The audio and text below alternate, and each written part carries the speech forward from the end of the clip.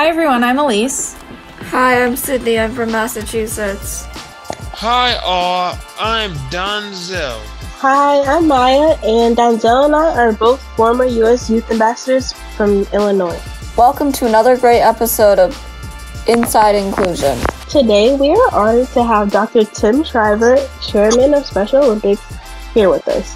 His mother, Eunice Kennedy Shriver, is the founder of Special Olympics. Hi, Tim. Myah, hi everybody. I'm thrilled to be with you today, and I really appreciate your including me. So I'm super excited about this conversation. Tim, we're going to be reflecting on the amazing impact Special Olympics Unified Champion Schools has had on our country. But before we jump in, could you tell us a little bit about yourself as a leader within the Special Olympics movement? Well, I'll tell you just a little, Elyse, because sometimes I can go on and on. The main thing I want to say today is that I feel like I'm a lifelong student of the Special Olympics movement. I have a title that makes it look like I'm a leader, but in our movement, I think the actual leaders are the athletes, unified partners, the people on the playing field of the work of inclusion. My life has been spent watching, learning, and being, sometimes I call myself the fan in chief, sometimes I call myself the student in chief, but in all of this work, I've come to believe that our athletes have a message not just about people with intellectual challenges. They have a message about all of us. And it's my conviction that our movement needs big, audacious goals, that those goals should speak to the depth of our souls, and that each of us has a role to play in achieving those goals. That's my formula for leadership. Big goals, clear roles, deep souls, and a following of the athletes and their partners. And I think together those ideas make up, for me, potential for an inclusion revolution for everyone.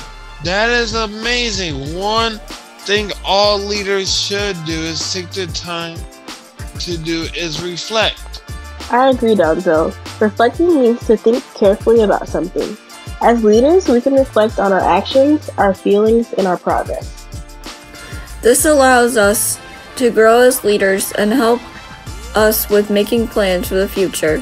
Since we all leaders, let's practice this together. Let's reflect on our efforts in the progress of Special Olympic Unified Champions School. How long have you been a leader for the inclusion revolution? How have you grown throughout the years? I have been involved with Special Olympics for 4 years. I learned it's important to have teamwork and inclusion. What about you, Sydney? I've been involved in Special Olympics since 2011. I feel more comfortable when I go out and speak. Special Olympics helped me with those skills over my time period of being an ambassador. I've really learned how impactful inclusion is for everyone involved in Special Olympics. That's awesome, Sid. I've been involved with Special Olympics for about 8 years now. But over the course of those 8 years, my level of involvement with Special Olympics has changed tremendously. When I first started, I started out just as a volunteer at some local events, but now it's really turned into something that I'm fully participating in and fully involved with. You know, I've become involved with unified sports and I've connected to Special Olympics on a really personal level. How about you, Myah? I've been involved with Special Olympics for almost 4 years, but my journey is actually the opposite of Elyse. I started out playing unified sports, and then slowly I started becoming more involved in my school's unified clubs, whole school engagement, and just other leadership opportunities that got me to where I am today.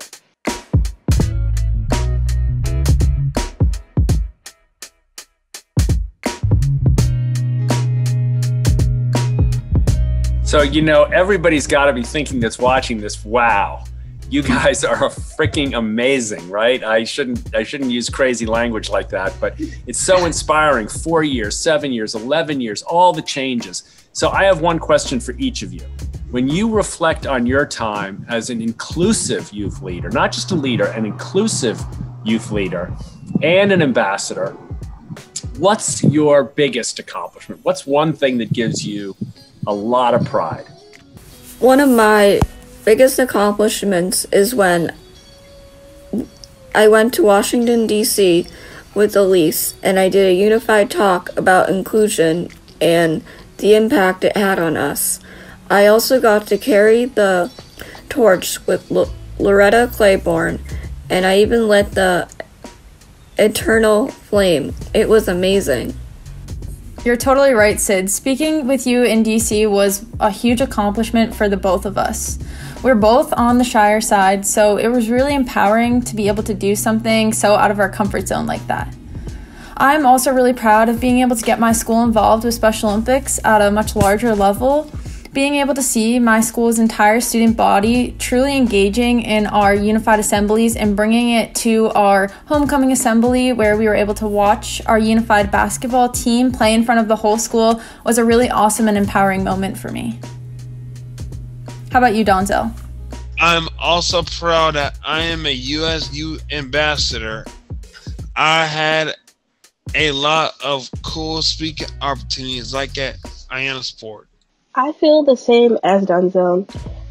I think becoming a U.S. Youth Ambassador has been a huge thing for me because before I was an ambassador, I was pretty much only involved on the state level, but after that, I've been able to be involved on a national level and meet new people all across the country and just take different opportunities everywhere, and I'm very proud of that.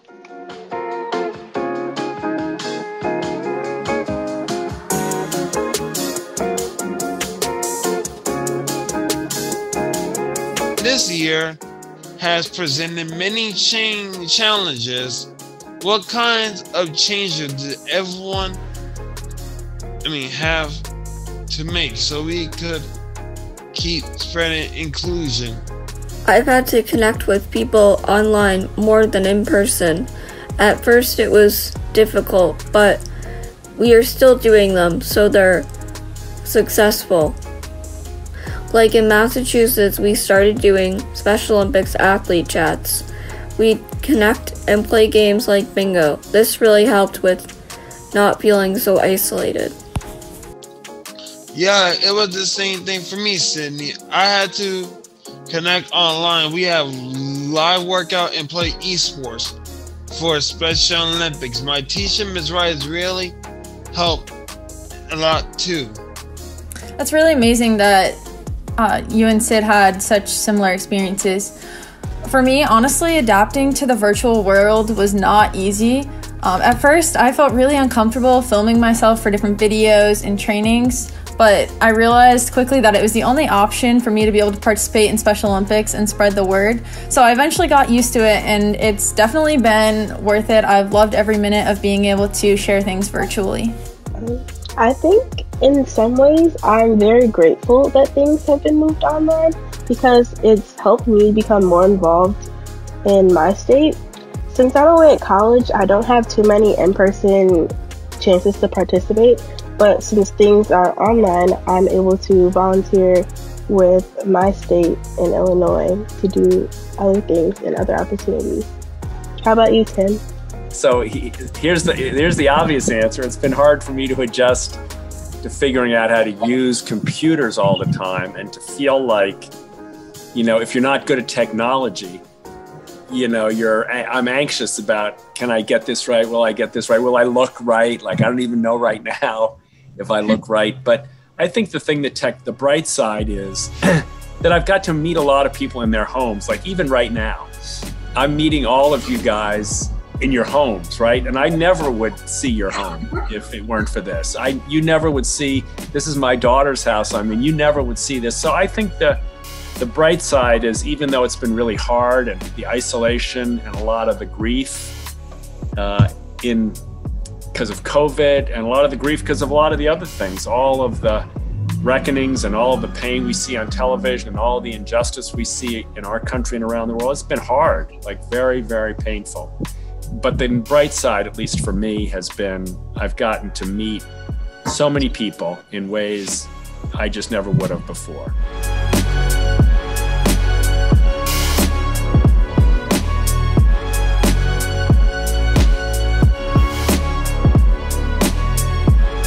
But let's shift and think moving forward. One incredible outcome of the past year has been the creation of the unified classroom.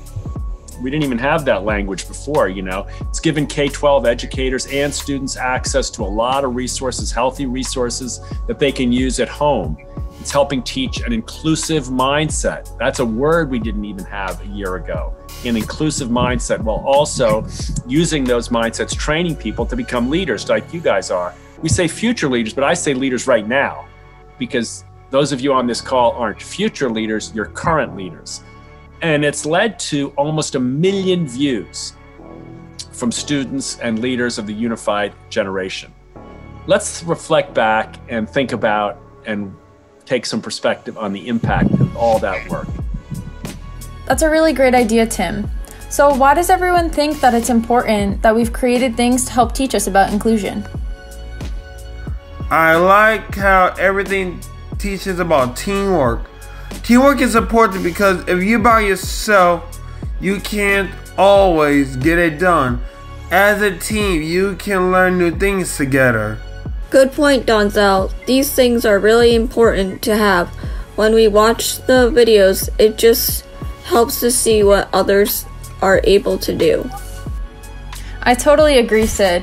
I think it's important because not everyone has access to somebody who can bring a unified sport or a unified club to their own school. So being able to have these opportunities and provide others with these opportunities to learn and teach about inclusion to those who don't have access or the ability to view it shows what Unified Champion Schools can do for others. Myah, why do you think it's important? I think it's very important, and I've also been able to see firsthand the impact because over this past winter, I was able to work with Unified Champion Schools to create unified lesson plans for schools across Illinois for Respect Week. Similar to what Elyse said, I think this helped teach inclusion in a classroom to kids who aren't involved in unified sports and clubs. I think these are really good answers, and I think we have to also remember this word that's come into our vocabulary this last year. For some of us, it might have been a somewhat new word. I think a lot of Americans weren't thinking about it before, the word trauma. And trauma reminds us that many of us have experienced pain, struggle, grief, that in some ways has overwhelmed us, meaning at some level we couldn't handle it. Right? It was just too much. And I think these lessons, these connections, this capacity to learn empathy, to know you're not alone, to feel this sense of connection that someone else cares about my experience, and I, in turn, even though I'm feeling pain, I can open up to someone else. I can have the courage to stand up for someone, even if my own struggle feels overwhelming. In some ways, this opportunity to think inclusively, to lead inclusively, to learn what it means to be the bridge builder between someone who's been excluded and the rest of us. This is a gift not just we give to others, but in some ways I think we've seen it strengthen us. It gives those of us, even those of us who have experienced deep pain, a chance to start on the path toward healing. Not going to be easy. None of this is easy. But together and with you guys leading, I think we make big strides on some of the deepest and most painful challenges we have. That was really powerful, Tim. Special Olympics Unified Champion Schools has been providing inclusive programming for 13 years. Amazing things have been accomplished during this time. For example, there have been nearly 8,000 Unified Champion Schools in the United States, and there have been over 6.1 million inclusive experiences. Wow, that is so amazing to hear, Elyse. Dr. Shriver, can you help us dig deeper and tell us about the benefits seen by students with and without intellectual disabilities? Yeah, I mean, here's the thing.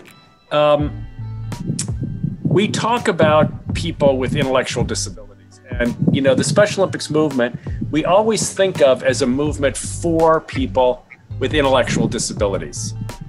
And I think that's true.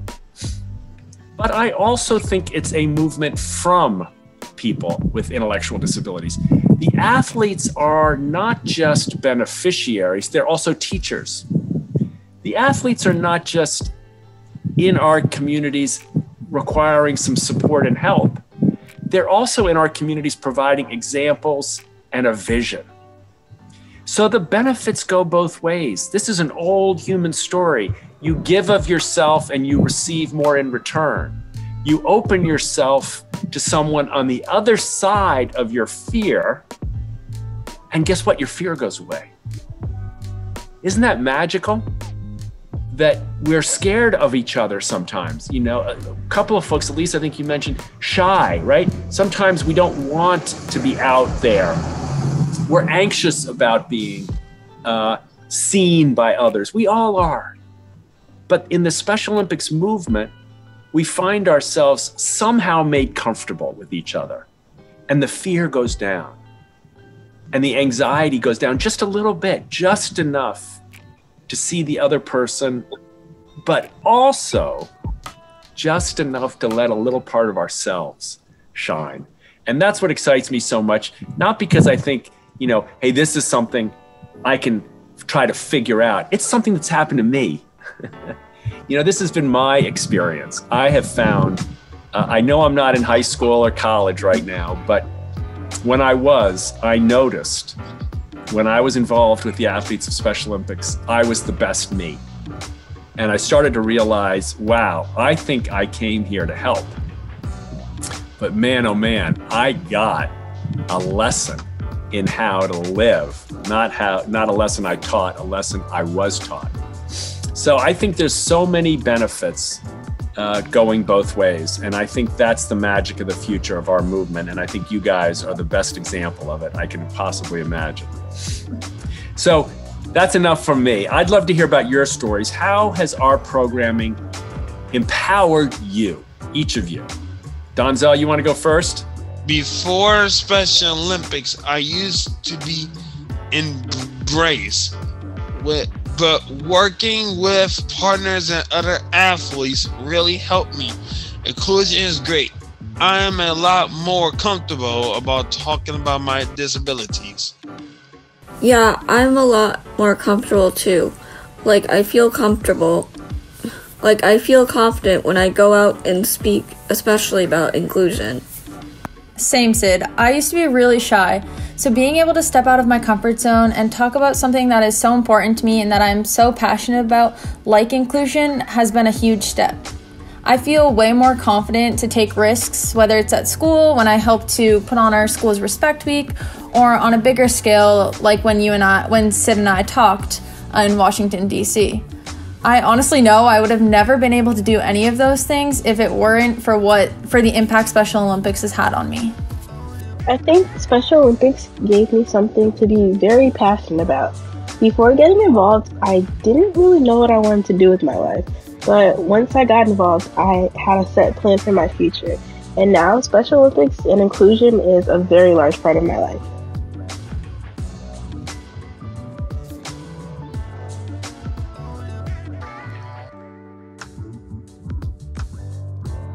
Now, obviously, leaders take the time to reflect, but it's also important to set goals and to plan for your future. So the last question is, where do we see ourselves, the Unified Classroom, and Special Olympics Unified Champion Schools this time next year? I'm graduating next year. I'm going to be transported at my school. I want to keep working for Special Olympics 24/7 and spreading inclusion. I'm hopeful that I'll have a part-time job in an inclusive environment. I really think all schools need to be Unified Champion schools. Then we need to make their way to all colleges so that campuses can be more inclusive. So that's next. Oh yeah, I agree a lot, Sydney. I know that I've been involved a lot in the past year, and I definitely want to keep that up. I think everyone has a big role in the inclusion revolution. So being at college, I want to take any opportunity that I can to spread inclusion, just like I did in high school. There aren't as many inclusive opportunities that I have here, but I think I want to change that. Personally, kind of going off of Myah, the school that I go to this year doesn't really have any inclusive clubs or anything like that, so it's been really hard for me to stay involved with Special Olympics over the last year, especially in the virtual setting. So as I'm transferring schools next year, I'm transferring to a school that has a really strong Special Olympics Unified Champions schools presence, so I'm really excited to become more involved with that and to be able to play a unified sport there and be involved with their unified club. And then on a bigger level, I hope that Special Olympics and Unified Champion Schools really takes the struggles and the things we've endured over the last year from the pandemic and use that to motivate us for the future. I don't think we should be getting rid of all of these virtual things that we've been doing once everything goes back to normal, because we've seen the amazing impact that Special Olympics online present has. As Myah was saying earlier, it increases connection on a much broader scale, and I think that's really important and something we need to learn from. What do you hope for, Tim? Well, listen, I mean, mostly what I hope for is that you guys all achieve your dreams. I want to see a country where all of our athletes, their partners, I want to see kids growing up and finding through our movement a sense of purpose, just all the stuff you guys have said. So concretely, I want to see us scale. I want to see growth. You know, the world is hungry right now for what does inclusion really look like. You know, some people talk about justice, some people talk about peace, some people talk about healing, reconciliation. But our athletes have a voice that needs to be heard. This movement has a lesson for our country. So I hope that each of you finds your voice. And I hope each young person digs deep and recognizes that through this pandemic, you have come out stronger. You have grown. You are more powerful than ever. You know, each of you think of what you've accomplished. I mean, it's a lifetime's worth of work to adjust to this technology, to stand in the face of disease, to take on all of the struggles in the world, to remember your own struggles, and yet stand strong and be ready to teach. So I hope we can give the platform to our athletes, not just to teach high school students, not just to make inclusive classrooms, not just to make unified sports teams grow. I hope there's a unified sports program in every high school in America soon, not in 20 years, soon. But I hope most of all that each of you finds your voice and knows just how powerful you are.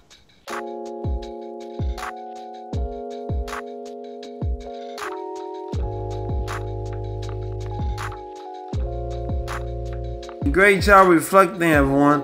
I feel super motivated about what we discussed and learned today. Same. It's really powerful to take the time to reflect. Tim, thank you so much for joining us today. We're thankful for all of you've done for helping our schools and communities become more inclusive. Thank you, Myah. Thank you all. Thank you for including me. Thank you for being your truest, I'm going to say this, I hope you don't feel embarrassed, most beautiful selves, each of you. And thank you for having the courage to be includers. It's not easy to be an includer. It's not the nice path. It's not the path of least resistance. It's the courageous path. And I thank you for taking that courageous path. You know, our athletes, you all will know this, but maybe the audience might not. Our athlete's oath is, let me win. But if I cannot win, let me be brave in the attempt. And in some ways, I just want to say to each of you, thank you for being brave on this path to what I hope will be a future, a victory for justice and a victory for joy as well. Thank you again, Tim, so much for joining us today. Your words have been truly powerful. And now, to all of our leaders out there, make sure you take some time to reflect back on your experiences so we can continue to work together and spread inclusion. Bye, Unified Generation.